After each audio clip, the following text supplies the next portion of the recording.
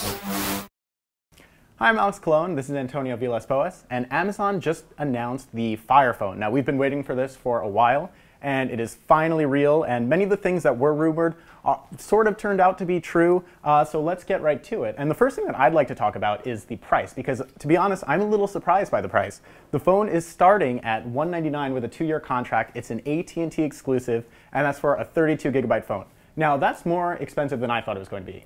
Since this is an Amazon device, and it provides a pathway to so many Amazon services, I thought Amazon would have subsidized it even further than that. Right, especially considering the specs aren't, especially crazy or anything like that. Especially with the display, it's only 720p, if I can go into the specs already, Alex. At 4.7 inches, it's not really that much bigger than really any other phone on the market right now, like the Galaxy S5 or the Nexus 5 and anything like that. So, I mean, I'm fine with the 4.7-inch screen. I am not into huge phones. I mean, you use the Nexus 5. That's not the biggest phone on the block. I think that's a sort of a comfortable medium for a lot of people. The 720p display is on the low side. I mean, it's basically, the PPI is really similar to the iPhone. So I think it should look fine. But just when you're looking at it from a spec perspective, it just doesn't seem sort of, like as much of a wow factor. Right. It might not even matter that much on such a small screen. But anyway. Going on to the processor, it comes with the quad-core Snapdragon 800 running at 2.2 megahertz, and an Adreno 330 GPU, and 2 gigs of RAM. And maybe you can tell us a bit about the camera, Alex. So the camera, it has a 13 megapixel camera, 1080p video capture, 2.1 megapixel front-facing camera. Amazon is promising super great low light performance. They're talking about camera performance that's comparable or better than the iPhone 5S and the Galaxy S5.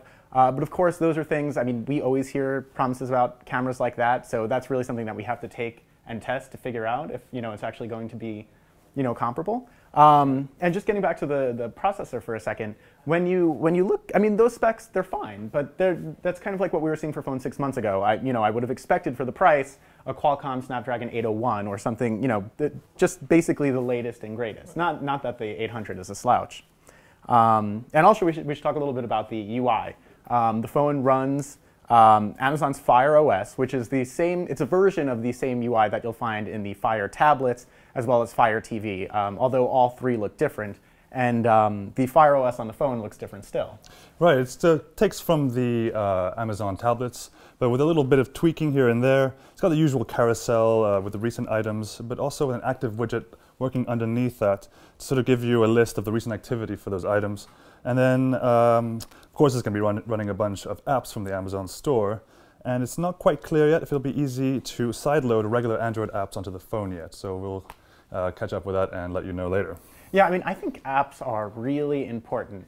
I mean, Amazon has done a good job with the Fire tablets by making a lot of Android apps available, but it still doesn't have access to every single app that you could find in Google Play. So I think it is important, well, at least probably for many people, if you'll be able to sideload actual apps, straight from Google Play onto the phone. Right, we'll see about that then. But some notable features I think we should certainly mention is the new dynamic perspective and the 4 cameras that will help that. 4 cameras at the front of the phone, apparently, will register where your head is looking and add a sense of depth, letting you tilt, swivel the phone, and sort of follow your head around to let you see around objects on a map or within apps and things like that. So, it could be a gimmick, but, it should be interesting to see if it would be actually useful. So another cool feature that Amazon is adding to the phone is called Firefly. You want to talk a little about that? Right, yeah. Firefly is kind of like a Shazam for everything. Basically, you point your phone at an object, like a DVD or a book, and the phone will identify exactly what it is, and it will lead you directly to the product page on Amazon.com. That is sort of the big focus with this phone. It ties into all of Amazon's apps and services, and basically Amazon wants you to use the phone to buy more content and products from Amazon. Right. And I mean, this certainly sounds like it will make it a lot easier to do it. It also sounds very similar to Flow, which is already available in the Amazon apps on iOS and Android. But it sounds like this is built deep into the phone. It's just going to be a seamless sort of thing where, if you're holding a jar of Nutella, I can point it at the jar and then I can order some, And actually, the phone comes with a year of free Amazon Prime. So it will be at my house in 2 days for free.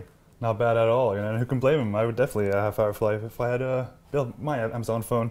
And I think potentially the coolest part, though, of this feature is that Amazon said it is opening it up to third-party developers. So that means they mentioned MyFitnessPal, for instance. So you can then point your camera at that same jar, and if it has a nutrition label that it recognizes, the app can then import that nutrition info into the app, which I think is really helpful. That should be really interesting. Yeah, so sort of keeping up with and recording your sort of progress. And moving on to Mayday. Mayday is making an appearance on the phone, which was also a feature, is also a feature in the Amazon tablets, and it helps you basically, you tap Mayday and it brings up a Amazon representative, I believe, right? Yes. And it helps you through your issues and problems you're having with the phone. So, yeah, Mayday. I think it's primarily for new users, but it's basically just a super fast way to actually connect with someone. I think Amazon's current response time, when I read it, it was recently something like 9 seconds, which is if you've ever tried to call up a customer support line and you've been on hold for, I don't know how long. I mean, that does sound like a much better option. Right, absolutely. So those are the basic specs of the phone, and our mobile analyst, Eugene Kim, is there right now, and he should be getting a hands-on with the device. So check back for that. We're also going to be comparing it to other phones on the market, like the iPhone 5S and the Galaxy S5, and I'm sure we are going to be writing about this device for the next few weeks to come. So definitely check back with us at pcmag.com.